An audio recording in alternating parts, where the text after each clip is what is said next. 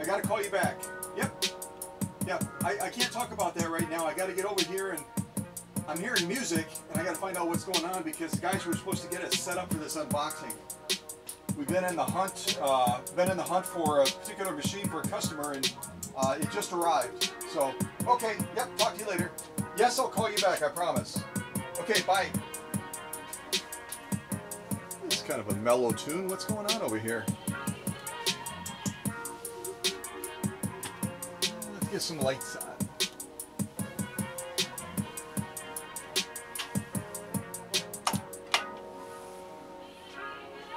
Well, what's going on, you guys? Holy mackerel, we got the whole army out here. Mr. Bean, you're looking happy as usual. Dr. Singer and Herr Obermeister. Okay, well, thanks first of all, you guys, for getting this box set up here. We've been on the hunt for this particular machine for our customer out of Grand Rapids, Michigan for a while now. And we finally found it, and we're going to do the unboxing now. So, and Dr. Singer, if you want to hang around, you can do that because the maker of this particular machine was Singer. So Dr. Singer can stay, you guys, and then Mr. Bean, it's not a FOF, Herr Obermeister, not a FOF. So I'm going to move you guys back to the side so you can watch this premiere.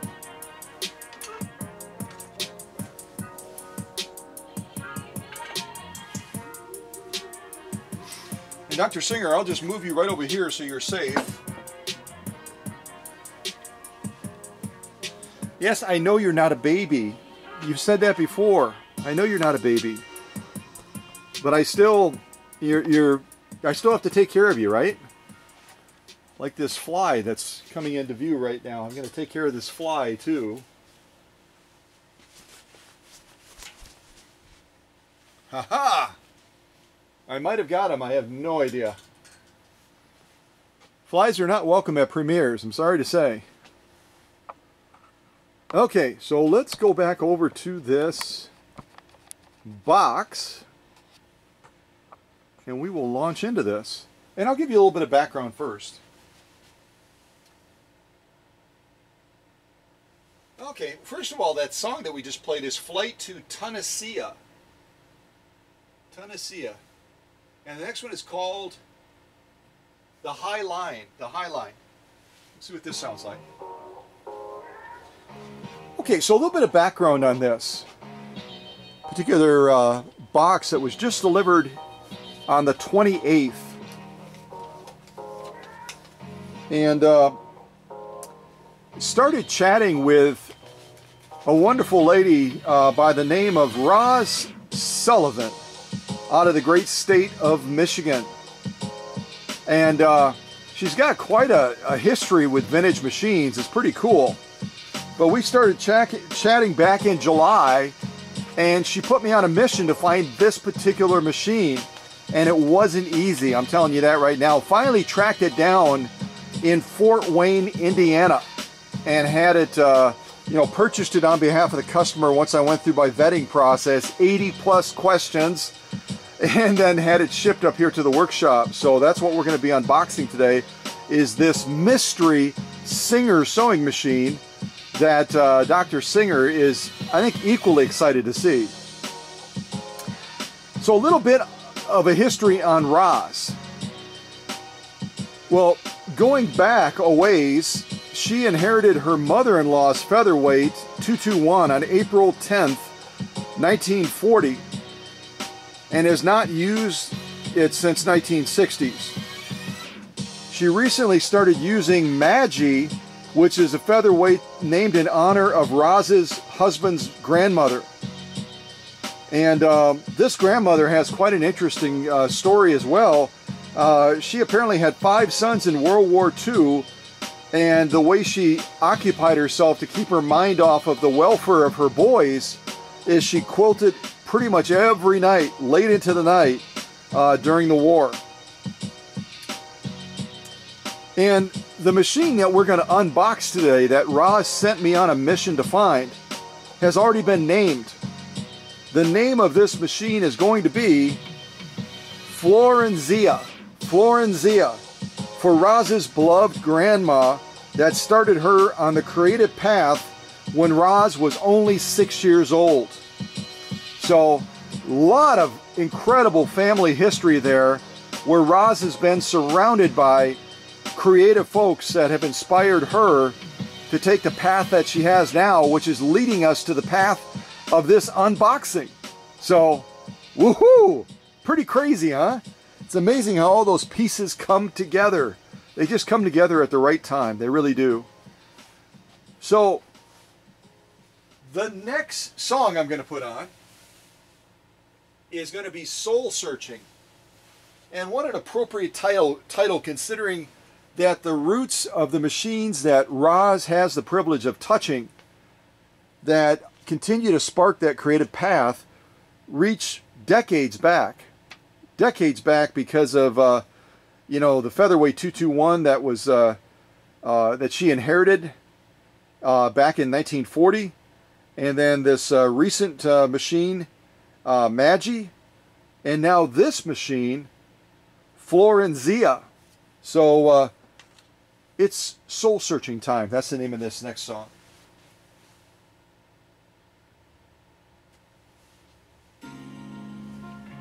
All right, let's start this unboxing. Is that okay, Dr. Singer? And if you didn't catch it, he nodded real quick.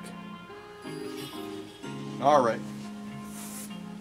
So again, I sourced this machine from a collector's seller friend down in Fort Wayne, Indiana.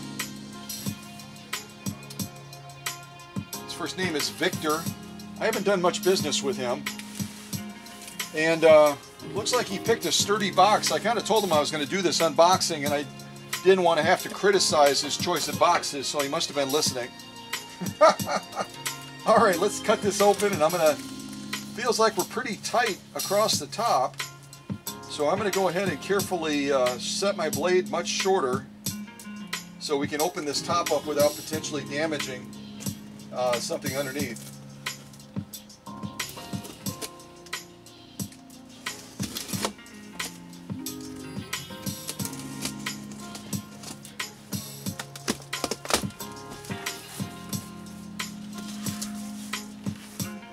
And it looks like my friend down in Fort Wayne, Indiana went through a drive-through, drank his drink or drinks, and then decided that this would be a good thing to add for packing protection. There's a lot worse stuff to pick, but it's probably not absolutely ideal. So I'm going to throw that to the side with a note to mention that to Victor. Victor, Victor, Victor.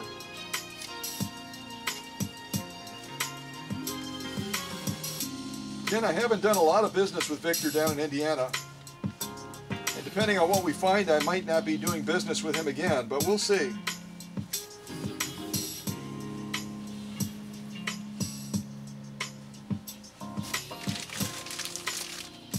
Well, I'm assuming that this is probably from Indiana. Essential workers. This is going all the way back to May 3rd.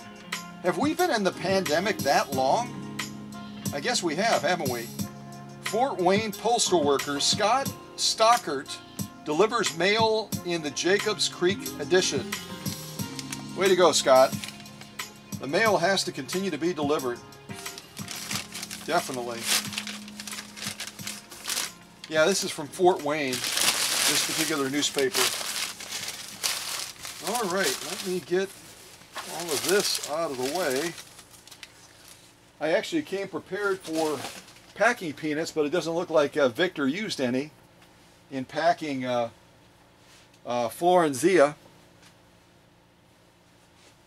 So that one was Soul Searching, and now I'm going to put on General 1.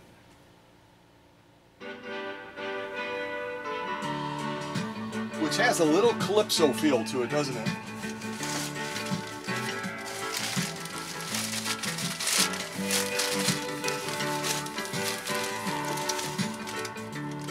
Oh, how can you crunch up the comics? I'm assuming that he already looked at these.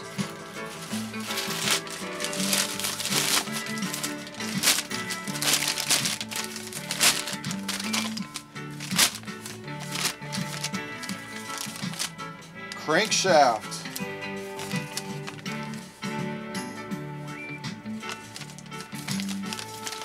All kinds of good stuff here. I might hang on to this when I take a break in the workshop. Maybe check this out. Unless one of you collects comics, particularly when they're from a strange and foreign land like Fort Wayne, Indiana, let me know and I'll mail this to you. All right, I'll set that to the side. So we got a little bit of padding on top, which is a good thing. This is pretty tough stuff, so that we get an impact down, it's going to afford some good protection. But it looks like the case that Roz's machine is in isn't bubble wrapped at all, which really is not good. I talked to Victor about my expectations. He said he had it covered, but you can see, other than padding around the machine itself is not stretch wrapped. The hinge points are not anchored down so that they can't potentially pop open. So Victor and I are going to have a little talk about, if we do business again together, about future packing necessities.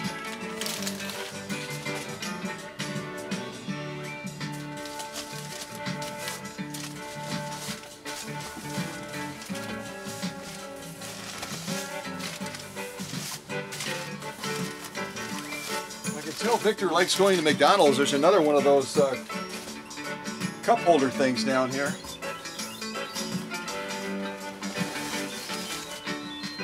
Victor, you spend less time in the drive-thru, buddy, and more time following my packing procedures. I do wonder what he got, though. Is he a latte guy? Or, yeah, any rate.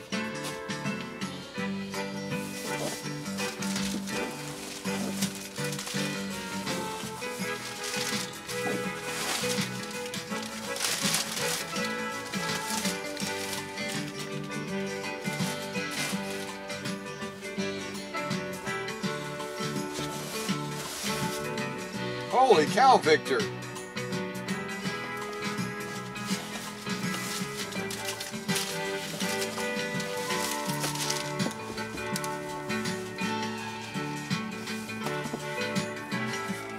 Now Victor did a decent job, even though his materials are a little bit sketchy. He did a good job of filling the cavity around this machine case, affording some good protection across the top. The thing I'm curious about is, did he do anything to protect the bottom of this machine case? I can't quite see that yet. It looks like it's elevated, so I'm gonna guess that he did, but I can't quite see it. So I'm gonna pull this case out.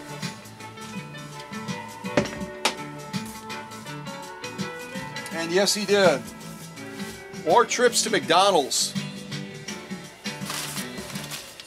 More trips to McDonald's, and those actually, they look like on the bottom they did a fairly decent job in creating padding. I don't know that I've had too many shipments recently involving McDonald's this much, and I'm assuming it's McDonald's. It could be another fast food place, but at least they're not collapsed like those airbag things that I'm always being real critical of. It looks like they did stay pretty much intact for the entire journey from Fort Wayne, Indiana. So, all right, Victor, I'll cut you a little slack, my friend. I'll cut you a little slack, but you can do better than this. You can do better. And if you do, and I have other customers like Roz that are looking for a specific machine that is not currently available in my personal collection, then I might reach out to you again. But, you know, we do things right here, buddy. We do things right. So, okay, so let's put this case up on the workbench. And if you think you have any guesses as to what it is, you can by all means type them in the chat. And if you nail it, if you absolutely nail it, then I might, I'm trying to get this green sticker off the top. It looks like it was shipped somewhere and there was a sticker that went on it. And it certainly wasn't, that sticker has nothing to do with coming from Fort Wayne, Indiana to Oconto, Wisconsin. Okay, let me see what song I have for you next. So I think we did General 1. Now we're going to do much higher. Much higher.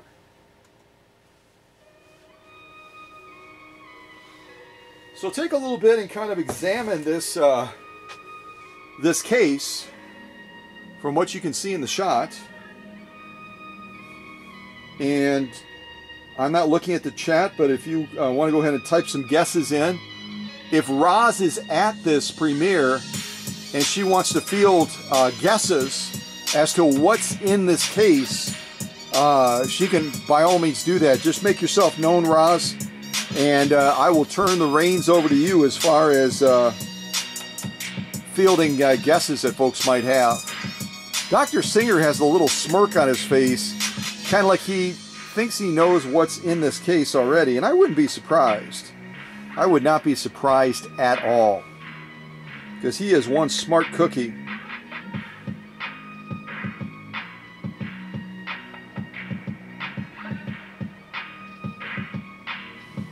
So what are you thinking?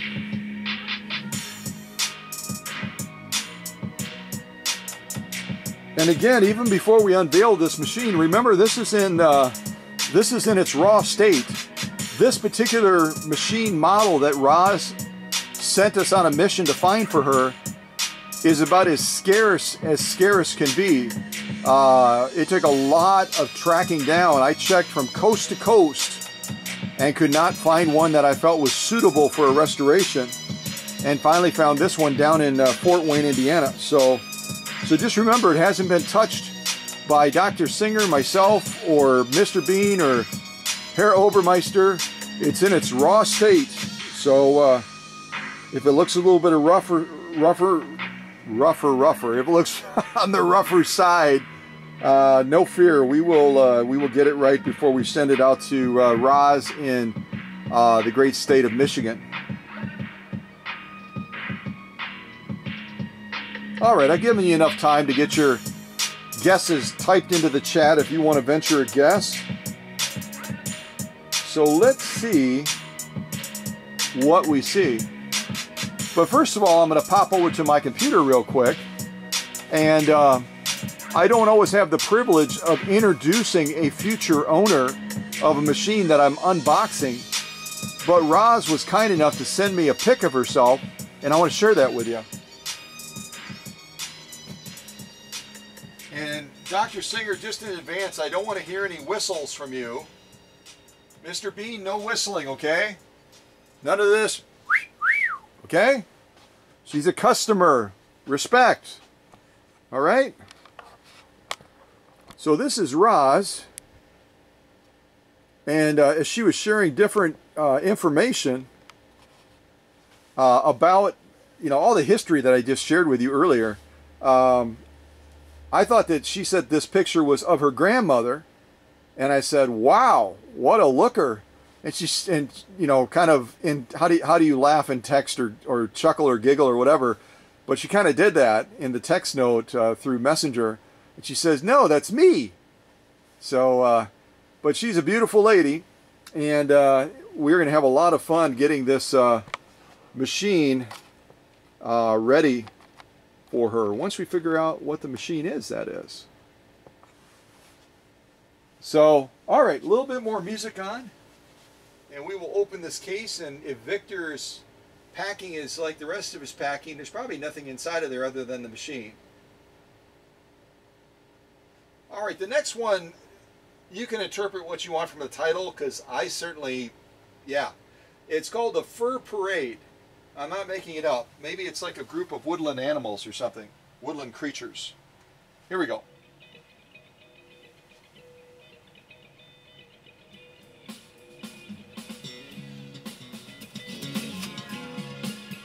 All right, Dr. Singer, I'm going to move you back, sir, to a safe location.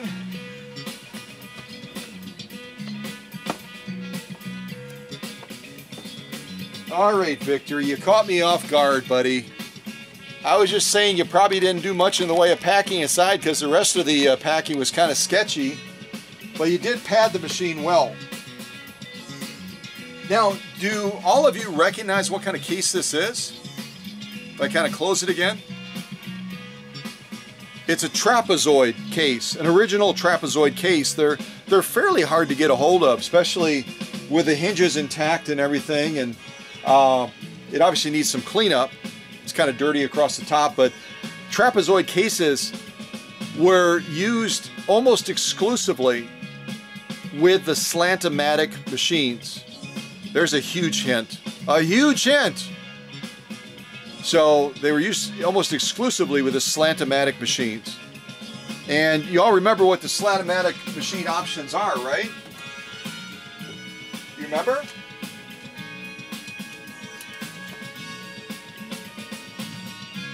Well, the options are, and I'll go backwards instead of forward. 503A, which was made from 1961 to 63. The 500A, made from 61 to 63 as well. The 404, made from 58 to 1963. The 403A, made from 58 to 60. The 401A, made from 56 to 61. And then we get into the 301s. 301A made from 53 to 57. And the 301 made only in the year of 1952. So it's probably going to be one of those machines, just so you know.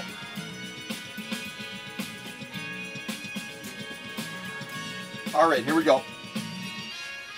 Get ready, folks. Get ready. Warm your fingers up. Warm your fingers up.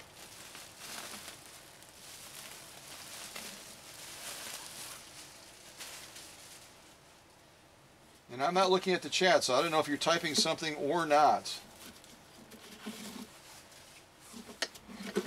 And more McDonald's cup holder thingies.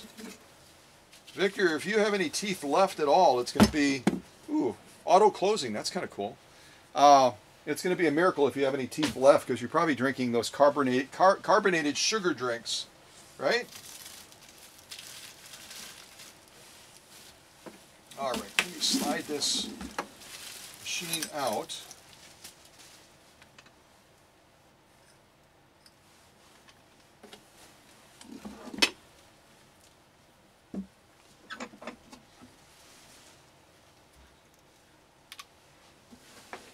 So again, remember, this machine has not been restored yet.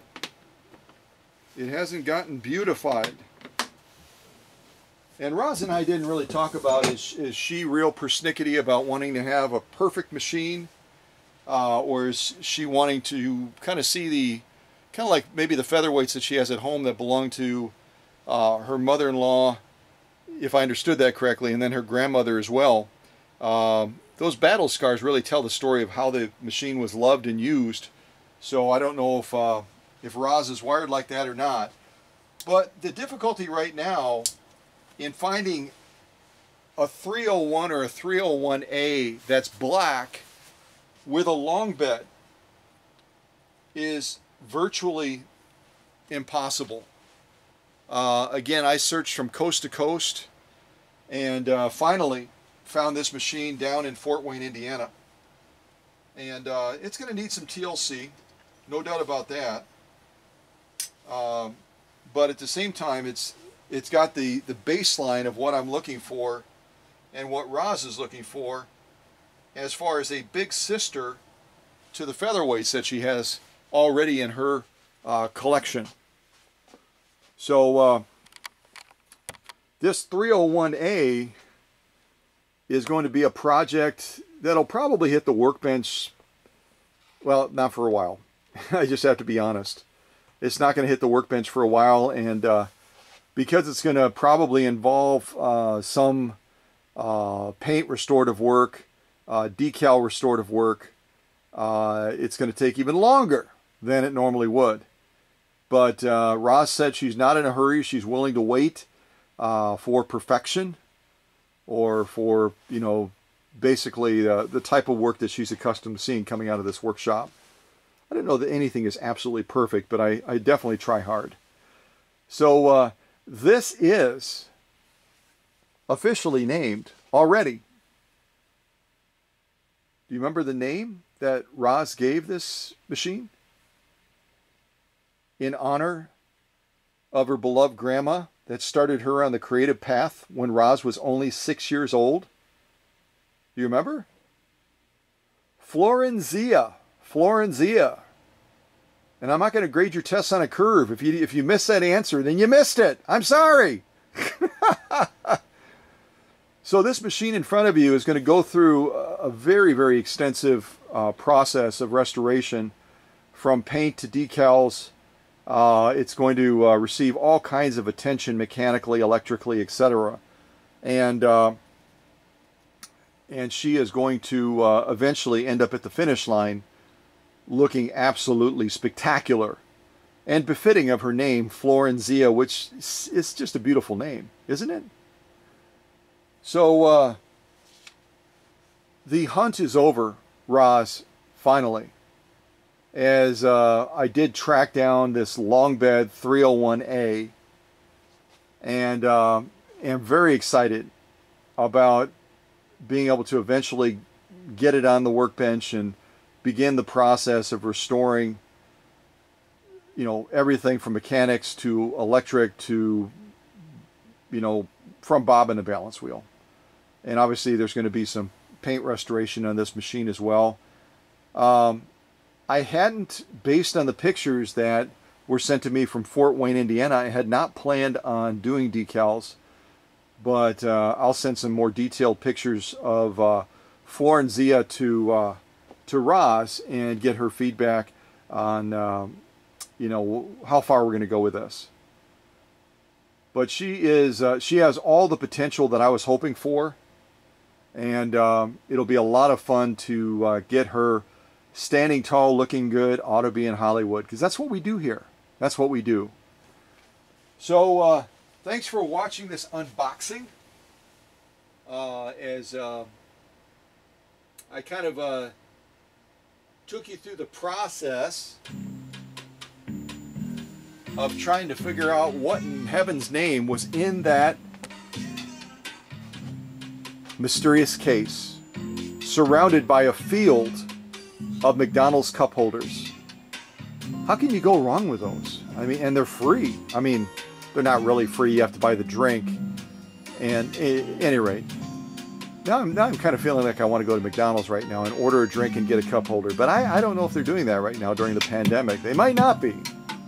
So, at any rate, watch for other unboxings. I have a lot more machines that are heading this way to land on the workbench and get revealed, so that that owner can see the first steps towards getting that machine fully restored and getting that machine heading their way. So it'll be a while, Roz, you know that, but eventually Florenzia will be heading towards the great state of Michigan, specifically Grand Rapids, Michigan. And appreciate the opportunity of going on the hunt to track this machine down. And we're going to keep on plugging. Keep on plugging. All right, take care, everybody. And remember, you're never old until regrets take the place of your dreams. So hang on to those dreams. And more importantly, yeah, you already finished the line. Take action on them. All right, God bless.